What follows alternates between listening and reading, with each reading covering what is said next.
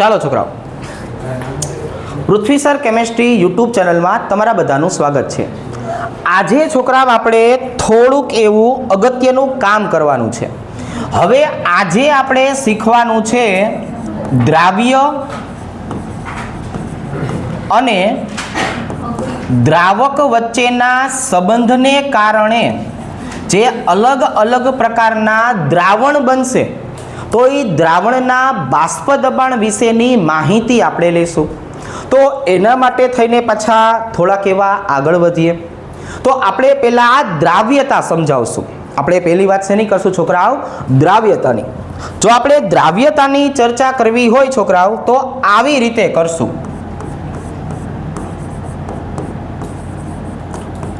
દ્રાવ્યતાને છોકરાઓ અંગ્રેજીમાં આપણે સોલ્યુબિલિટી તરીકે દર્શાવશું.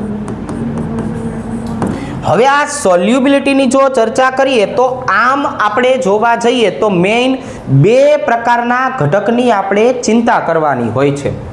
પહેલા નંબરે કોણ આવશે? તો કે જો પહેલા નંબરે આપણે આવું દર્શાવશું કે દ્રાવ્ય બરાબર આપણી પાસે કોણ છે? તો કે જો દ્રાવ્ય બરાબર વાયુ છે. અને હું દ્રાવકની ચર્ચા કરું છોકરાઓ તો આપણે દ્રાવક બરાબર કોને લેવાનું છે? તો કે ભાઈ દ્રાવક બરાબર આપણે પ્રવાહીને લેવાનું છે. જ્યારે પણ દ્રાવ્ય વાયુ અવસ્થામાં હોય એટલે એને અસર કરતા પરિબળ બે પ્રકારના આવશે છોકરાઓ. આની જો આપણે વાત કરીએ તો આને અસર કરતા પરિબળ કેટલા આવશે? તો કે આમને અસર કરતા પરિબળો બે પ્રકારના છે. એક આવશે દબાણ અને બીજા નંબરે આવશે તાપમાન. પણ જો હું વાયુ દ્રાવ્યની વાત કરું તો વાયુ માટે ખાસ કરીને જે અસર કરતા પરિબળ છે એ દબાણ હોય છે. કોણ હોય છે છોકરાઓ? દબાણ. એનો મતલબ આવો થયો કે ભાઈ તમે વાયુની વાત કરો તો વાયુ માટે દબાણ એ જ એની સાંદ્રતા નક્કી કરે છે. શું નક્કી કરે છે છોકરાઓ? દબાણ એ એની સાંદ્રતા નક્કી કરે છે. તો વાયુને મારે વધારેમાં વધારે ઓગાળવો હોય તો શું કરવું પડે? તો કે દબાણનું મૂલ્ય ખૂબ જ વધારવું પડે અને તાપમાનનું મૂલ્ય ખૂબ જ ઘટાડવું પડે. વાયુની દ્રાવ્યતા ક્યારે મળે? આપણે વાયુની વાત કરીએ તો વાયુ માટે દ્રાવ્યતા ક્યારે મળે? દબાણ મેક્સિમમ, તાપમાન મિનિમમ. આ વસ્તુને સમજાવવા માટે થઈને જેનો આપણે ઉપયોગ કરશું એને બોલવામાં આવશે હેનરીનો નિયમ. શું કહેશું છોકરાઓ? હેનરીનો નિયમ. હેનરીના નિયમ દ્વારા આપણે આ વસ્તુને સમજાવશું. હવે તો કે હવે છોકરાઓ બીજા નંબરની વાત કરીએ. અહીંયા મારી પાસે દ્રાવ્ય કોણ આવેલું છે? તો કે દ્રાવ્ય પ્રવાહી આવેલું છે. જો દ્રાવ્ય કોણ આવેલું છે? પ્રવાહી. અને દ્રાવક કોણ આવેલો છે? દ્રાવક. તો કે ભાઈ દ્રાવક બરાબર પણ આવેલું છે પ્રવાહી. તો હવે આને અસર કરતા પરિબળ કોણ? તો કે આમની જો વાત કરીએ તો અસર કરતા પરિબળ છોકરાઓ તાપમાન રહેશે. કોણ રહેશે છોકરાઓ? તાપમાન.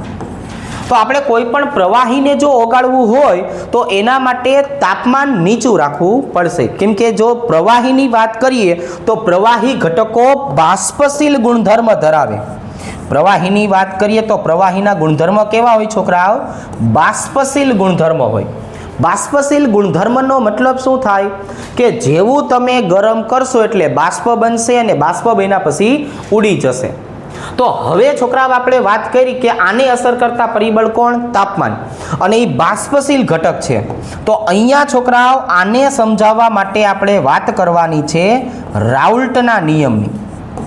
રાઉલ્ટનો નિયમ નીચે લખશું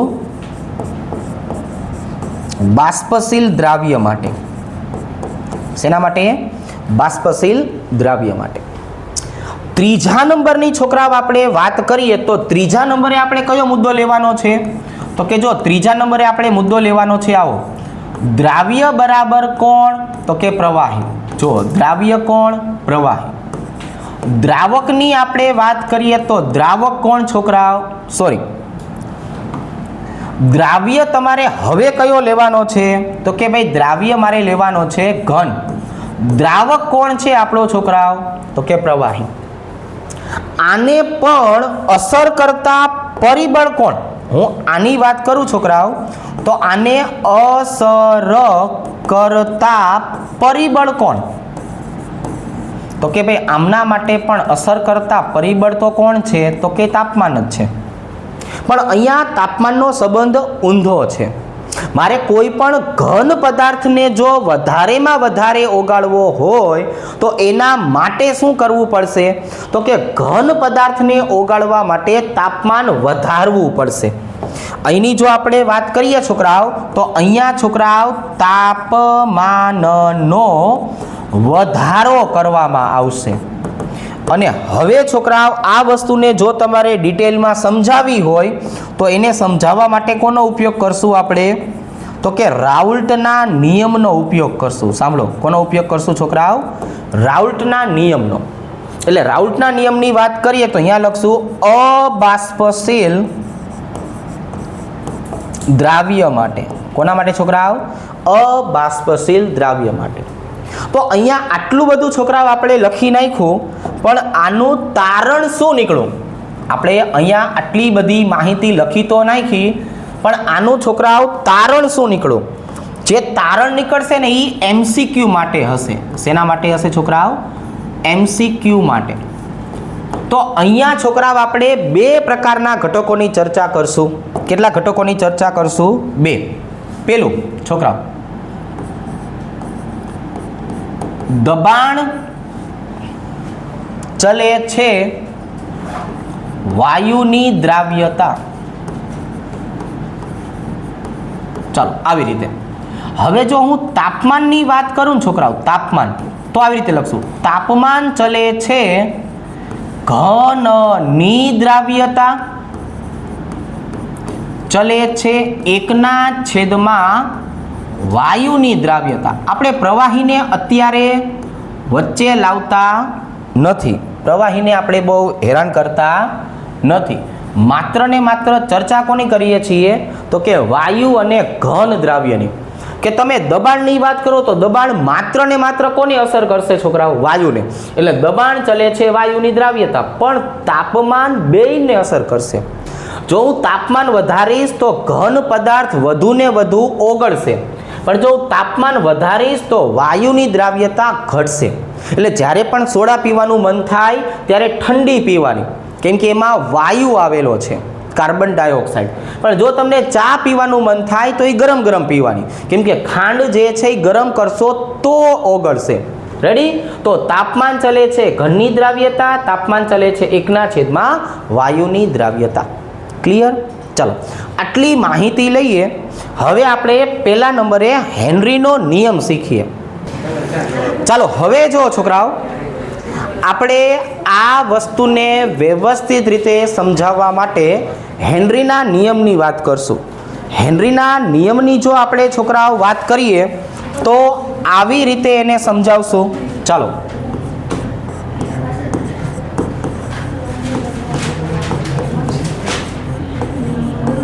હેનરીનો નિયમ. તો પહેલાં આપણે છોકરાઓ થોડીક MCQની વાત કરીએ. MCQમાં આપણે હેનરીને કઈ રીતે જોવાનો છે?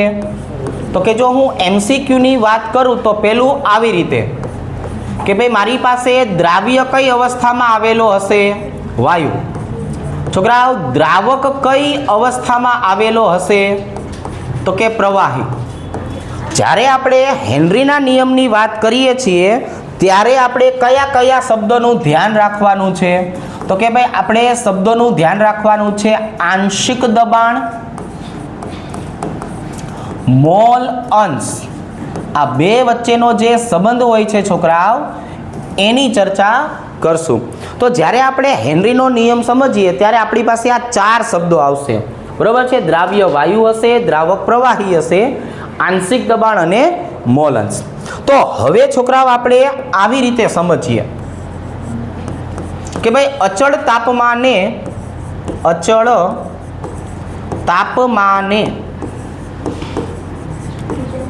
વાયુરૂપ દ્રાવ્યની દ્રાવ્યતા અને તેના દ્રાવણ અથવા પ્રવાહીની સપાટી પર નું આંશિક દબાણ એકબીજાના સમપ્રમાણમાં હોય છે. સમપ્રમાણમાં હોય છે. આવી રીતે આપણે જ્યારે છોકરાઓ ચર્ચા કરીએ છીએ કે ભાઈ આપણી પાસે વાયુરૂપ દ્રાવ્ય છે, તો એ વાયુરૂપ દ્રાવ્યની દ્રાવ્યતા શેના માટે લેવાની છે? તેના દ્રાવણ અથવા પ્રવાહીની સપાટી પરના આંશિક દબાણના સમપ્રમાણમાં હોય છે. એટલે આ વસ્તુને છોકરાઓ આપણે જો હેનરી મુજબ દર્શાવવા જઈએ તો આવી રીતે દર્શાવશું. હેનરી મુજબ જો આપણે હેનરીની વાત કરીએ તો હેનરી આપણને શું સમજાવતો હતો? તો કે ભાઈ દ્રાવ્યતા ચલે છે આંશિક દબાણ. આ આંશિક દબાણનું પરિમાણ છે. હવે આપણે અહીંયા જોવા જઈએ તો થોડાક પાછા આગળ ચર્ચા કરીએ કે ભાઈ સમકાલીન સમયમાં ડાલ્ટન દ્વારા શું રજૂ થયું? ડાલ્ટન દ્વારા રજૂઆત શું કરવામાં આવી? તો ડાલ્ટને છોકરાઓ પોતાની રીતે સ્વતંત્ર રીતે એક સરસ મજાનું તારણ કાઢ્યું હતું. ડાલ્ટને શું તારણ કાઢ્યું હતું? તો કે ભાઈ એને આપણને આવું સમજાયું કે અહીંયા જે તમે વાયુરૂપ દ્રાવ્યની દ્રાવ્યતાની વાત કરો છો એ ખરેખર દ્રાવ્યતા કેટલી છે? તો કે દ્રાવણમાં ઓગળેલા દ્રાવ્યના મોલન્સ જેટલી હોય છે. એટલે અહીંયા શું કહેશું છોકરાઓ? તો કે ભાઈ વાયુની દ્રાવ્યતા એ તેમના દ્રાવણમાં રહેલા વાયુના મોલ અંશને સમપ્રમાણમાં હોય છે. એને આપણને આવી માહિતી સમજાવી કે જે દ્રાવ્યતા છે, તમે દબાણ વધારશો, આંશિક દબાણ વધારશો તો વાયુ વધારે ને વધારે પાણીમાં ઓગળશે. ઉદાહરણ તરીકે આપણે સમજાવીએ કે આપણે વધારે સ્ટ્રોંગ સોડા બનાવવી હોય તો શું કરવું પડશે? તો કે તાપમાન નીચું રાખવું પડશે અને દબાણ વધારવું પડશે. તમે જેટલું દબાણ વધારશો એટલું જ વધારેમાં વધારે શું જોવા મળશે છોકરાઓ? તો કે એની દ્રાવ્યતા જોવા મળશે. તો હવે અહીંયા આપણે લખવા જઈએ ડાલ્ટન મુજબ. તો ડાલ્ટને છોકરાઓ આપણને આવી સમજૂતી આપી જો કે તમે દ્રાવ્યતાની વાત કરો તો દ્રાવ્યતા ચલે છે મોલ અંશ. એને મોલ અંશના પરિમાણની વાત કરી. આંશિક દબાણની સાથે મોલ અંશનો પણ સંબંધ હોઈ શકે. તો હવે આ વસ્તુને છોકરાઓ આપણે આમ સમજાવવા જઈએ તો આવી રીતે સમજાવશું જો કે ભાઈ અહીંયા આપણી પાસે એક સરસ મજાનું પાત્ર છે, તો પાત્રને આધારે થોડીક એવી આપણે સમજૂતી આપીએ. જો આવી રીતે અહીંયા કવિ કેવા શું માગે છે જરાક સમજો. જ્યારે તમારી પાસે આ પ્રવાહી ભાગ આવેલો છે આટલો, તો પ્રવાહીની અંદર ઓગળેલા વાયુનું પ્રમાણ ઓછું છે. વાયુનું પ્રમાણ વધારે મને ક્યાં જોવા મળ્યું છે? સપાટીની ઉપર. જો અહીંયા આપણને શું જોવા મળે છે? તો કે ભાઈ પ્રવાહીની સપાટી ઉપર જોવા મળે છે. એના આંશિક દબાણ જેટલું છે. હવે તો કે હવે આપણે એના ઉપર વધારાનું દબાણ જે છે એ આપાત કર્યું. એટલે આપણે છોકરાઓ અહીંયા દબાણનો શું કર્યો? તો કે દબાણનો વધારો કર્યો. તો દબાણનો વધારો કરવાથી બે વસ્તુ આપણને જોવા મળી. કેટલી વસ્તુ જોવા મળી છોકરાઓ? બે વસ્તુ. કે વધારે ને વધારે ઘટકો જે છે એ આની અંદર ઓગળે છે. અને કેટલા ઘટકો ઓગળે છે છોકરાઓ? એના મોલ અંશને સમાન ઘટકો ઓગળે છે. જો એટલે અહીંયા મને છોકરાઓ શું જોવા મળ્યું? તો કે x બરાબર વાયુના મોલ અંશનું પ્રમાણ વધ્યું અને દબાણ આપવાથી વાયુની સપાટી ઉપર આપણને શું જોવા મળ્યું છોકરાઓ? તો કે P એ એનું આંશિક દબાણ જોવા મળ્યું. જો એટલે કે દબાણમાં વધારો કરવાથી, એના આંશિક દબાણમાં વધારો કરવાથી વાયુની દ્રાવ્યતામાં વધારો થયો અને દ્રાવ્યતા કયા સ્વરૂપે વધી? એના મોલ અંશ સ્વરૂપે વધી. તો હવે હેનરીએ સરસ મજાનું કામ કયું કર્યું? તો કે હેનરીએ આ બંનેનો ઉપયોગ કર્યો. ડાલ્ટનની સંકલ્પનાનો, પોતાની સંકલ્પનાનો અને પ્રાયોગિક પરિણામને આધારે હેનરીએ પ્રાયોગિક પરિણામને આધારે પોતાનું ગાણિતીય સૂત્ર રજૂ કર્યું. ગાણિતીય સૂત્ર રજૂ કર્યું.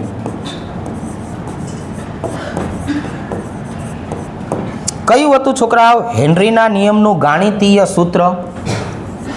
P એ ચલે છે x a.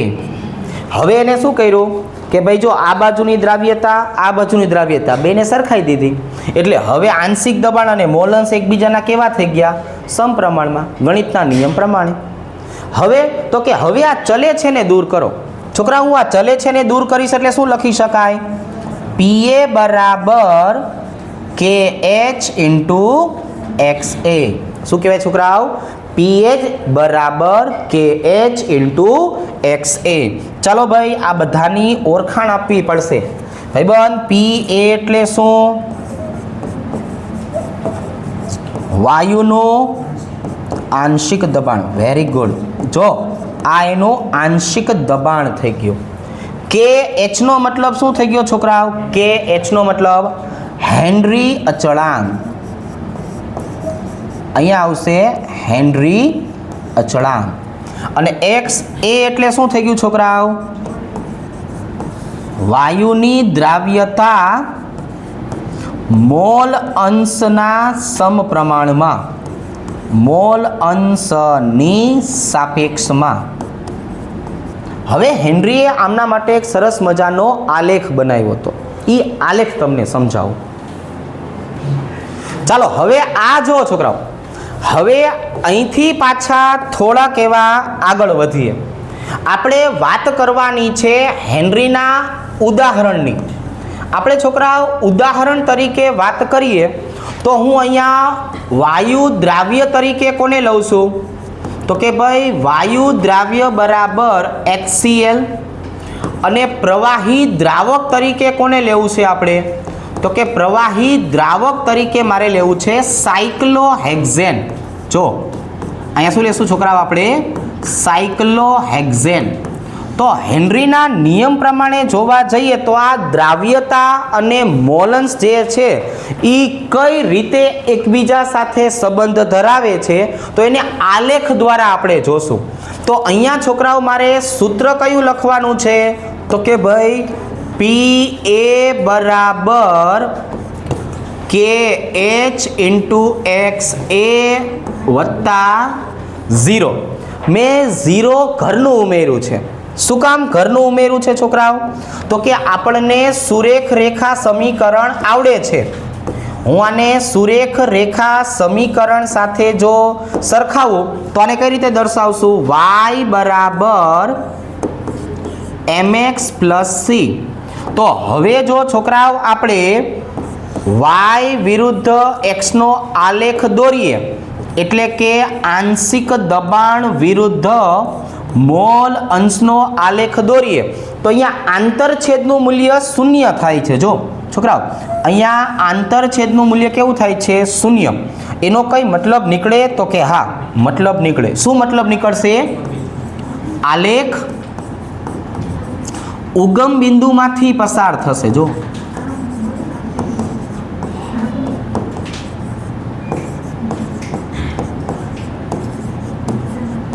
એટલે અહીંની જો આપણે વાત કરીએ તો આલેખ ક્યાંથી પસાર થશે છોકરાઓ? ઉગમ બિંદુમાંથી પસાર થશે.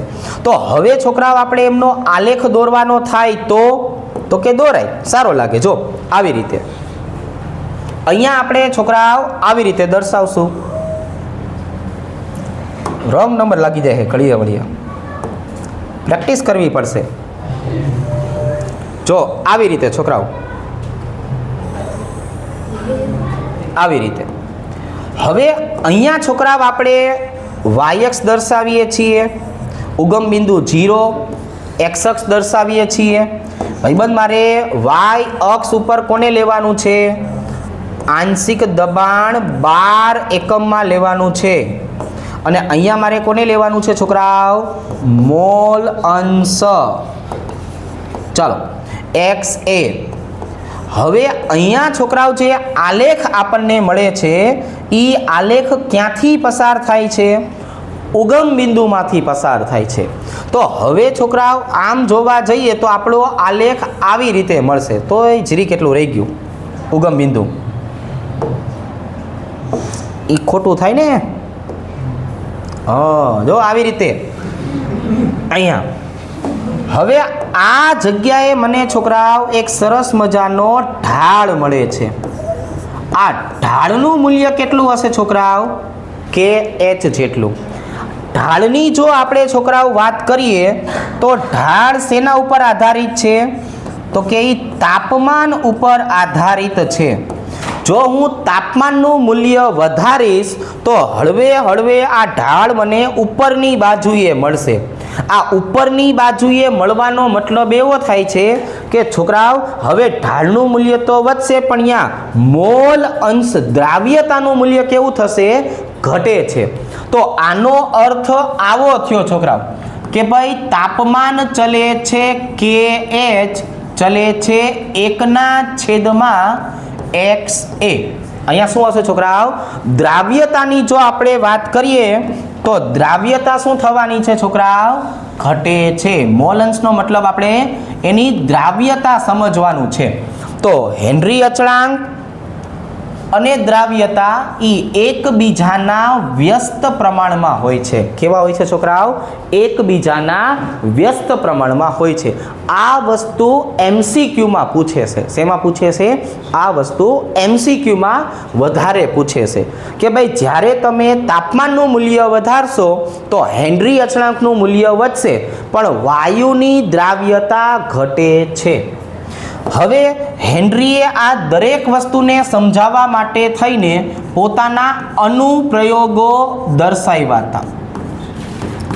આ અનુપ્રયોગોની વાત કરીએ છોકરાઓ તો એ MCQમાં પૂછાય. શેમાં પૂછાય? MCQમાં. પહેલો આપણે છોકરાઓ અનુપ્રયોગની વાત કરીએ તો આવી રીતે સમજાવશો.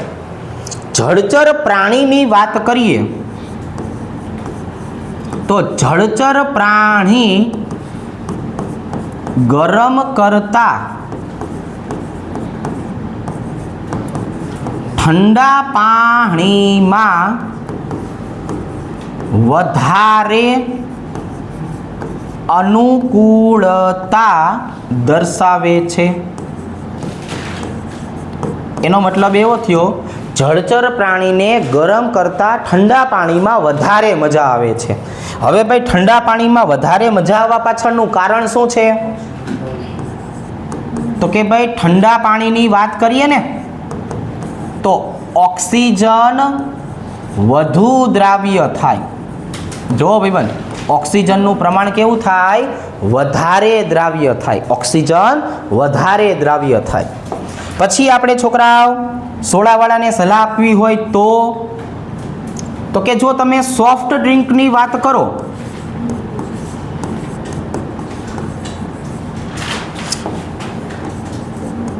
તો સોફ્ટ ડ્રિંક્સનો આપણે શું મતલબ કાઢવાનો છે? સાદી સોડા. કે ભાઈ મારે સાદી સોડા બનાવી છે, પાણીની અંદર વધારે CO2 ને ઓગાળવો છે. તો વધારે CO2 ને ઓગાળવા માટે શું કરાય? તો કે ભાઈ બરફ જાજો નખાય. જો પહેલાં આપણે બરફ નાખશું એટલે શું કરશું? તાપમાનને નીચું લઈ આવશું અને પછી એમાં CO2 કેવો નાખવાનો છે? વધારે, એટલે આપણે કહેવાનું કે થોડીક સોડા સ્ટ્રોંગ બનાવજો. એ સોડા સ્ટ્રોંગ કેમ બનાવશે? વધુ વખત એવું કરશે. એટલે અહીંયા દબાણનું મૂલ્ય જે છે એ દબાણનું મૂલ્ય કેવું થશે? વધશે. તો આ વાત કરીએ આપણે છોકરાઓ સાદી સોડાની.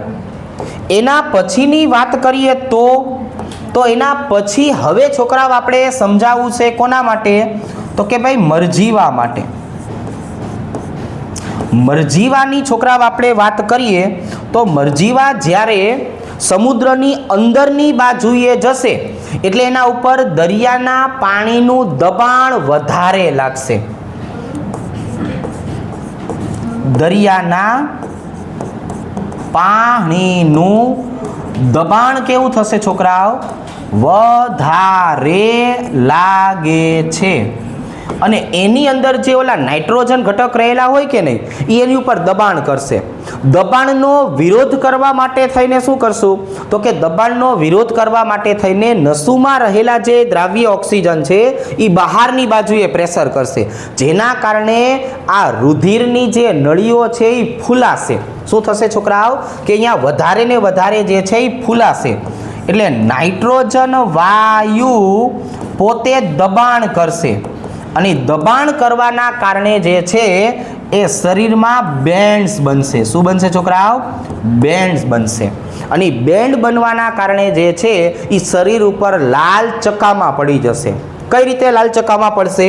તો એને પણ આપણે સમજાવીએ. જો આવી રીતે છોકરાઓ કે જ્યારે આપણે આ મરજીવાની વાત કરીએ તો મરજીવા શું કરે છે છોકરાઓ? તો કે એ જ્યારે ડૂબકી મારશે ને એટલે એના કારણે આવું જોવા મળશે. જો આવી રીતે કે જેટલો અંદરની બાજુએ જશે એટલે અંદરનો જે નાઇટ્રોજન છે એની ઉપર દબાણ કરશે. સંતુલન માટે શું કરવામાં આવશે? તો કે સંતુલન માટે આ અંદરની નળી જે છે એ ફૂલાશે. જો આવી રીતે બબલ્સ કરશે અને એના કારણે શરીર ઉપર શું થશે છોકરાઓ? તો કે શરીર ઉપર બેન્ડ ઉત્પન્ન થશે. શું ઉત્પન્ન થશે છોકરાઓ? બેન્ડ ઉત્પન્ન થશે. જો આવી રીતના આ બેન્ડની જો આપણે વાત કરીએ છોકરાઓ તો શરીર જે છે એને લાલ ચકામાંથી ફૂલવી નાખશે. જો આવી રીતે ત્યાં આપણને આવી રીતે લાલ લાલ જે છે એ નસુને ફૂલાવી નાખશે. મસલ્સ ઉપર પેઇન થશે. આ પીડાદાયક વસ્તુ હોય. કેવી હોય છોકરાઓ? પીડાદાયક. આનાથી વધારે પડતી પીડા થાય. આવું ન થાય એટલા માટે શું કરવામાં આવશે? આવું ન થાય એટલે આમના માટે શું કરવામાં આવશે? તો કે મરજીવા પોતાની સાથે આવો સરસ મજાનો બાટલો લઈ જશે. બરાબર છે? શું કહેવાય એને છોકરાઓ? તો કે ભાઈ વાયુનું મિશ્રણ લેવામાં આવશે. મરજીવાની બોટલમાં વાયુ મિશ્રણ લેવામાં આવશે. હવે આ વાયુ મિશ્રણ કયા વાયુનું કેટલું પ્રમાણ છે એ MCQમાં પૂછાય. એ આપણે યાદ રાખવું પડશે. કેટલું પ્રમાણ? હું હિલિયમની વાત કરું તો હિલિયમ કેટલું લેશું? 11.7%. નાઇટ્રોજનની વાત કરું તો છોકરાઓ 56.2%. અને ઓક્સિજનની વાત કરીએ તો ચલો કેટલું વધ્યું હવે? 32.1%. હવે બધા વાયુનો પહેલા મતલબ સમજાવું કે ભાઈ આટલા જ વાયુ અને આ શું કામ લેવામાં આવે છે? નાઇટ્રોજન શું કામ લેવામાં આવશે છોકરાઓ? તો કે નાઇટ્રોજન એટલે કે આજે ઓલું દબાણ કરતું હતું ને એને સમાન આયન અસર દ્વારા નસુને ફૂલાવતી અટકાવી શકાય. ખ્યાલ આવી ગયો? સમાન આયન અસરથી શું થશે? નાઇટ્રોજન પોતે પ્રેશર આપશે સમાન આયન અસર દ્વારા. ઓક્સિજન શું કામ લેવામાં આવશે? શ્વાસ લેવા માટે. અને હિલિયમ શું કામ લેવામાં આવશે? હિલિયમ નિષ્ક્રિય વાયુ છે ભાઈબંધ. આ નિષ્ક્રિય વાયુના કારણે શું થાય કે આ નાઇટ્રોજન અને ઓક્સિજન અંદરો અંદર પ્રક્રિયા ન કરી નાખે. જો નાઇટ્રોજન અને ઓક્સિજનની પ્રક્રિયા થઈ જાય ઊંચા દબાણે તો નાઇટ્રિક ઓક્સાઇડ બની જાય, જે ખૂબ જ ખતરનાક વાયુ છે.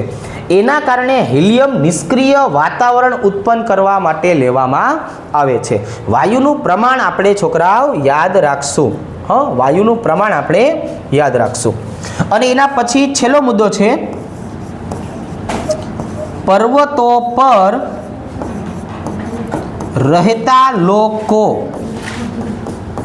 આજે પર્વતો ઉપર રહેતા જે લોકો હોય ને એમના માટે વાયુનું પ્રમાણ જે છે એ કેવું થાય છોકરાઓ? તો કે હવા જે છે એ પાતળી થઈ જાય, અને હવા પાતળી થવાના કારણે એમને પૂરતો ઓક્સિજન એમના મગજ સુધી પહોંચે નહીં, એટલે એ લોકોની વિચારવાની ક્ષમતા જે છે એ કેવી થઈ જાય? ઘટી જાય, ઓછી થઈ જાય. તો આજે વિચારવાની ક્ષમતા ઓછી થાય છે ને, વિચારવાની ક્ષમતામાં શું થાય છોકરાઓ? ક્ષમતામાં ઘટાડો થાય. અને આજે ઘટાડો થાય એ બીમારીનું નામ શું છે? એનોક્સિયા. શું નામ છે છોકરાઓ? એનોક્સિયા બીમારી થાય, કે જેના કારણે મગજને પૂરતો ઓક્સિજન મળતો નથી. ઘણી વખત ઓક્સિજનનું પ્રમાણ ઘટી જવાના કારણે, હવા પાતળી થઈ જવાના કારણે આ મોઢાના ભાગનું જે છે એ પેરાલિસિસ થઈ જાય. મોટા ભાગે જે ઓલા પર્વત ચડવા હેલા જતા હોય છે ને, ત્યાં વાયુનું પ્રમાણ જાળવી રાખવું પડે. વગર બાટલે જો તમે આવું કામ કરો તો શું થાય? મોઢાના જે અમુક ભાગો છે એ પેરાલિસિસના ભોગ બની જાય. રેડી? તો એક આપણે અહીંયા છોકરાઓ આલેખ યાદ રાખશું. એમસીક્યુ માટે તાપમાન, હેનરી અચળાંક અને મોલન્સનો સંબંધ યાદ રાખશું. અને પછી શું યાદ રાખવાનું છે છોકરાઓ આપણે? તો કે જળચર પ્રાણીને ગરમ કરતા ઠંડા પાણીમાં વધારે અનુકૂળતા છે. સાદી સોડા બનાવવા માટે તાપમાન ઓછું અને દબાણ વધારે રાખવામાં આવે છે. નાઇટ્રોજન વાયુના કારણે બેન્ડ બને છે. બેન્ડ બનતું અટકાવવા માટે થઈને બાટલાની અંદર આ 3 વાયુનું મિશ્રણ ભરવામાં આવે છે. અને પર્વત ઉપર જે લોકો વધારે પડતા રહે છે, જ્યાં એમને ઓક્સિજન પૂરતો નથી મળતો, એમાં એનોક્સિયા નામની બીમારી જોવા મળે છે. ખ્યાલ આવી જશે? ચાલો.